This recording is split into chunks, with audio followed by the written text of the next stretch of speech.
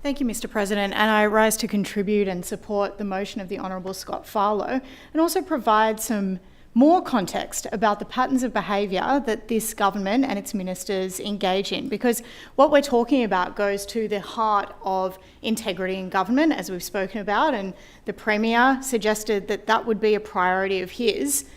It goes to the motivations of people when they meet with ministers, which in community groups might be wholesome, but when there is a financial incentive for a person to have influence over a minister, it is critical that taxpayers understand the types of influence that ministers are being exposed to, and that's what this motion is about.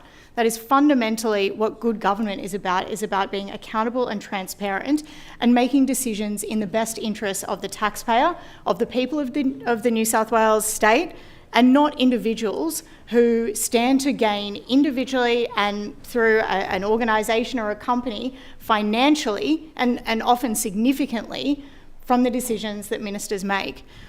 During budget estimates this year, I had the privilege of sitting on the committee with the Minister for Planning, and we had a fascinating back and forth. I was really surprised at the level of denialism that comes out. It's not just a river in Egypt.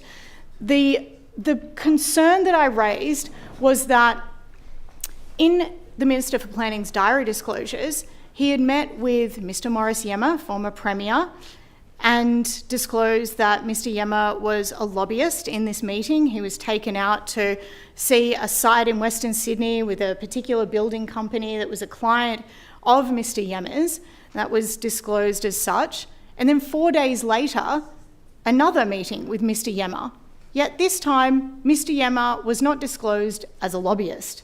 And there is apparently general matters that were discussed in this private meeting between the Minister for Planning, who has enormous power over the kind of benefits that a developer can have, and a lobbyist whose clients include a multitude of developers, clients with incredibly significant property interests, particularly in Western Sydney, around Bradfield, around that huge redevelopment area, and yet apparently, according to the Minister for Planning, Mr. Yema could be a lobbyist on one day, but not on the other day. And he did not find it necessary to suggest that Yema's influence would somehow pertain to decisions that were made over areas that he clearly had an interest in, a financial interest in for his clients, and which, again, were not disclosed appropriately. So this is fundamental to the way this government operates.